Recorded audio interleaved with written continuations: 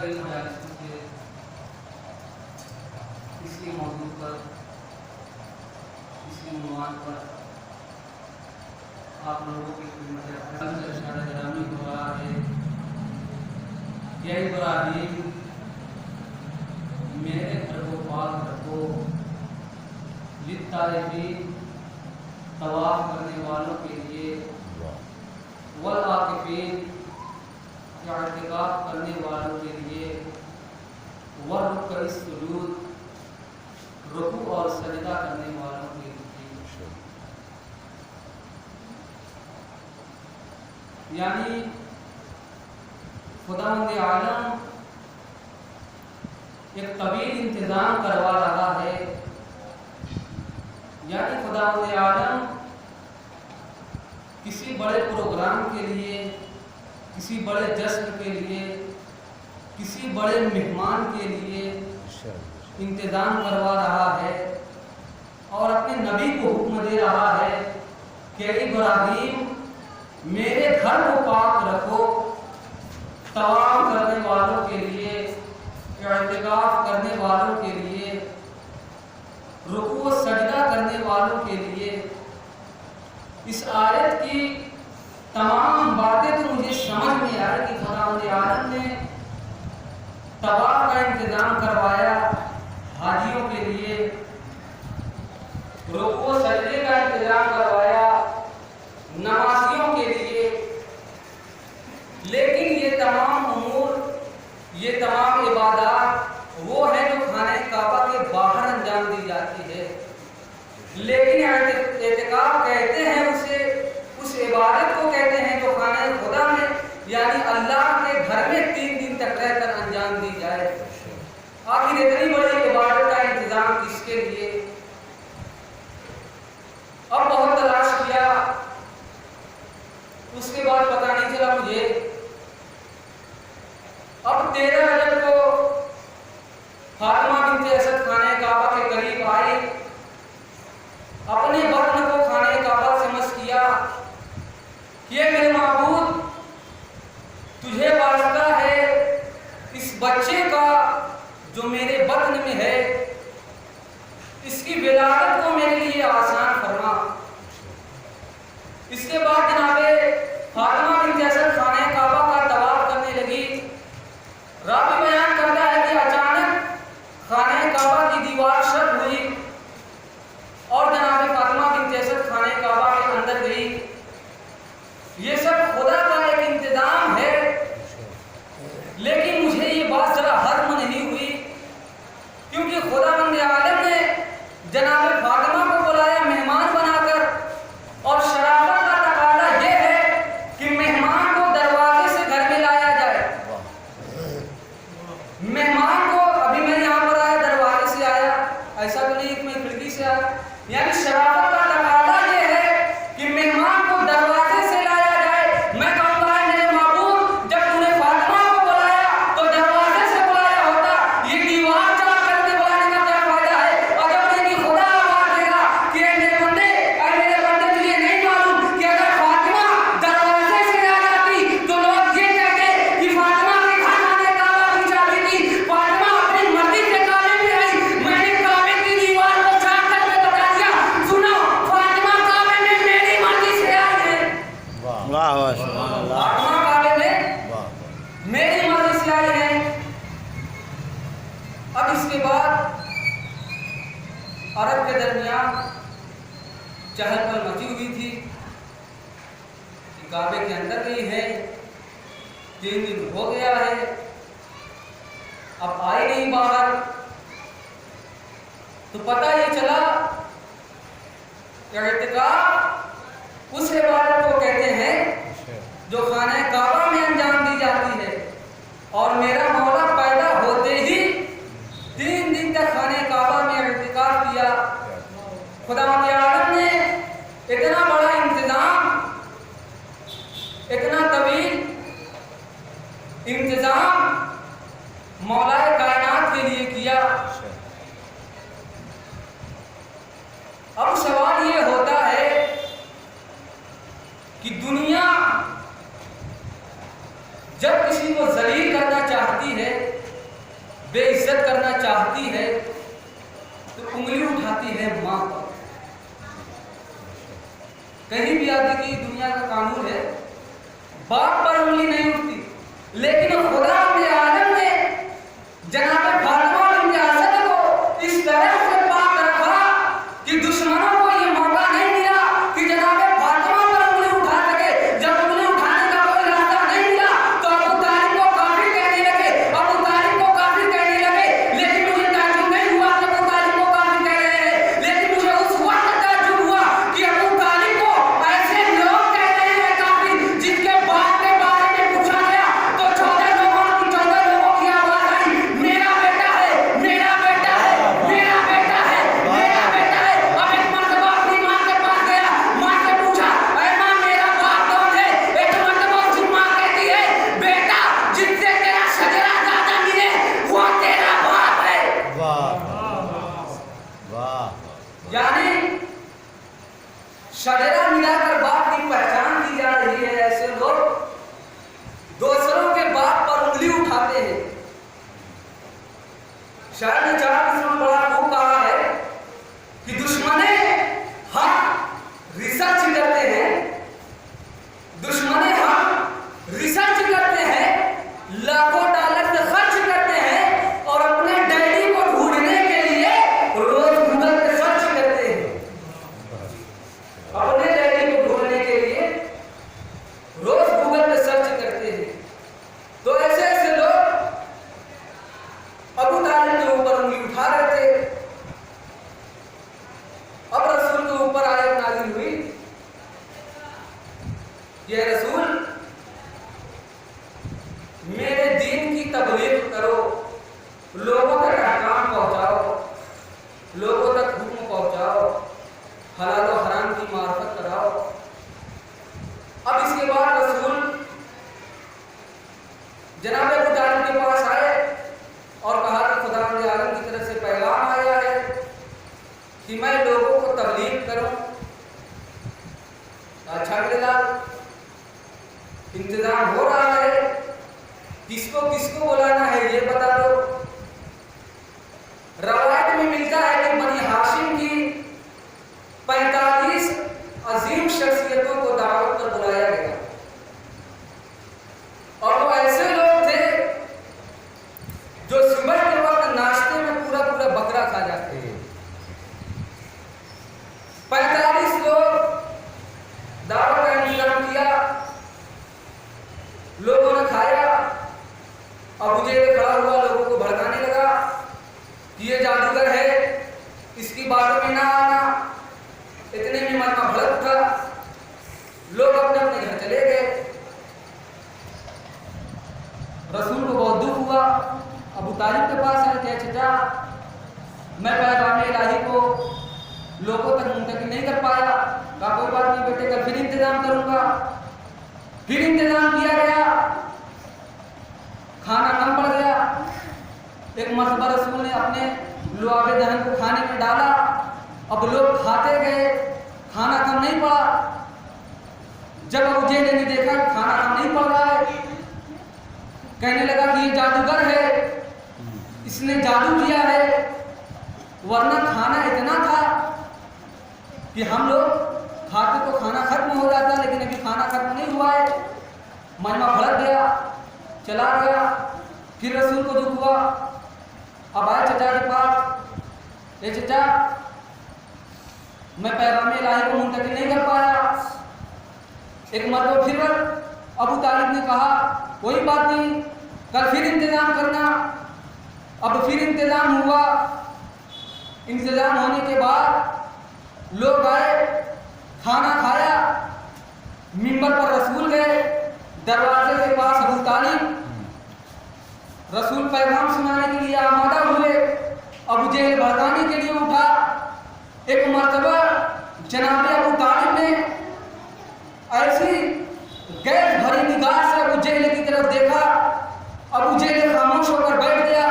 ایک مرتبہ رسول کے چہرے کی طرف دیکھا اور کہنے لگا کل یا سیدی یا مولا، تاریخ کی جملہ سنیے گا کہ ابو طالب तालिब ने कहा कि कहिए, पैगाम इलाही को पहुंचाइए, ऐ मेरे रसूल, ऐ मेरे सरदार, ऐ मेरे मौला।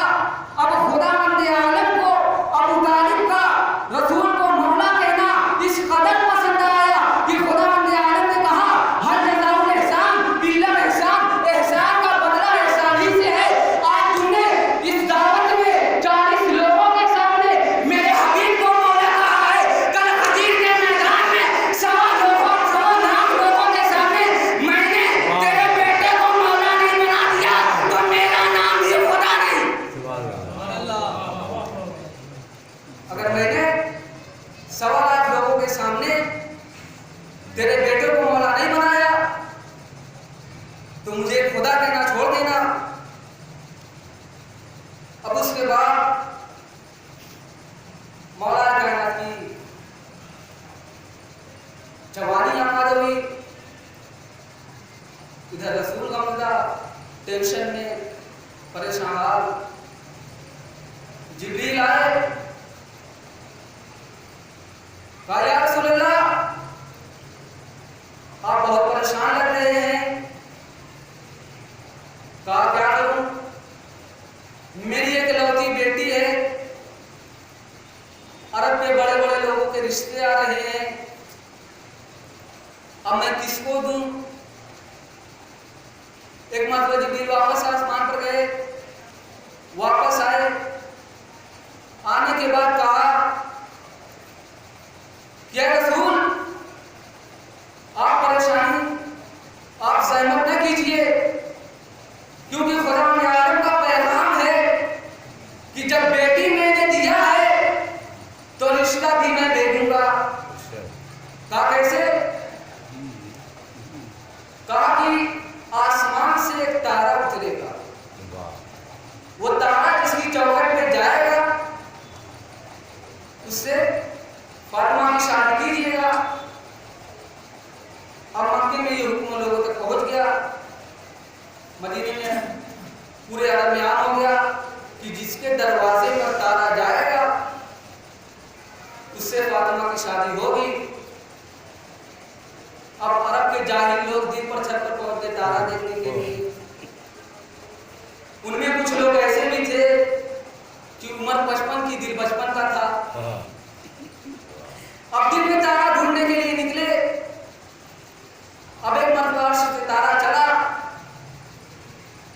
तारा जैसे ही चला अब लोग हसरत भरी निगाह से देखने लगे कि मेरे दर पे आएगा, मेरे दर पे आएगा।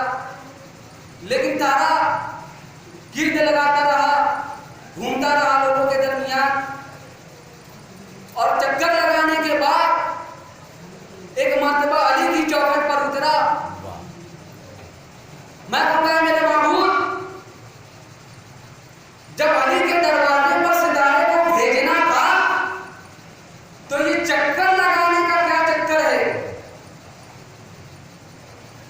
अगर एक ही आवाज आए कि तुम इन मुनाफिकों को नहीं जानते, अगर तारा डायरेक्ट अली के दरवाजे पर आ जाता तो ये लोग कहते कि अली ने जिस तरह सूरज को पलटाया था, चांद को पलटाया था, उसी तरह अली ने अपनी उंगलियों से इशारा करके सितारे को अपने दर पर बुलाया।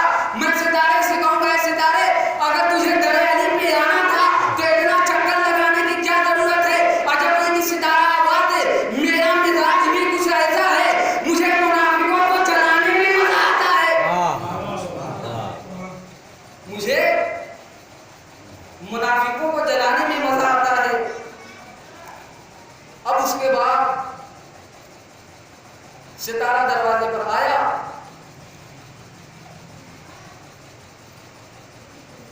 और शादी की बात पक्की हो गई। अरब में सबसे अमीर, दौलती एतबार से, अखलाकी एतबार से, किसी भी तर्ज से आप देखिए, सबसे ज्यादा अमीर खानदान अबू तालिब का। लेकिन जहेज में क्या मिला? 3-4 برتن تھے, ایک چٹائی تھی, کچھ خرمے تھے, اسی طرح کی یعنی 11 چیزیں تھیں مکمل. 11 چیزیں ملی عرب کے سب سے دولت مند کی بیٹی کو. یعنی رسول اپنا پیغام, یہ بھی پیغام رسائی کا ایک طریقہ ہے, رسول یہ بتانا چاہتے ہیں کہ کبھی فضول خرچ مت کرنا. چونکہ ہماری شادیوں میں آج کل یہ ہوتا ہے کہ جتنے کی شادی نہیں ہوتی ہے اس سے زیادہ کا جہیز لوگ لیتے ہیں. ہمیں چاہیے کہ ہم سیرت رسول پر عمل کریں, کیونکہ ہم رسول کے ماننے والے ہیں. اب شادی ہوئی, پھر سے اپنی بات کی طرف پلٹتا ہوں. لوگ کہتے ہیں کہ اسلام کی پہلی دعوت ذوالعشیرہ شروع ہوئی کھانے سے. آج بھی ہماری مجلس پیغام رسائی کا ذریعہ ہے, لیکن لوگ یہ کہتے ہیں کہ دعوت ذوالعشیرہ میں پہلے رسول کھانا کھلاتے تھے, اس کے بعد پیغام پہنچاتے ہیں. لیکن آپ لوگ پہلے پیغام پہنچاتے ہیں, اس کے بعد کھانا کھلاتے ہیں. عجب نہیں کہ میں ان سے کہوں کہ سن, ہم بھی رسول کے طریقے پر عمل کرتے, لیکن رسول کے دور میں ہی ہمیں پتہ چل گیا تھا کہ تم لوگ کھا کر بھاگنے والوں میں سے ہو, کھا کر رکنے والوں میں سے نہیں ہو. کیونکہ رسول کے ٹکڑوں پر پلنے والے لوگ زندگی بھر تو عادت تھی رسول کا کھانے کی. اب رسول کے بعد کوئی کھانے کے لیے نہیں دے رہا تھا, تو رسول کا ایک باغ بچا تھا, باغ چڑھ گئے.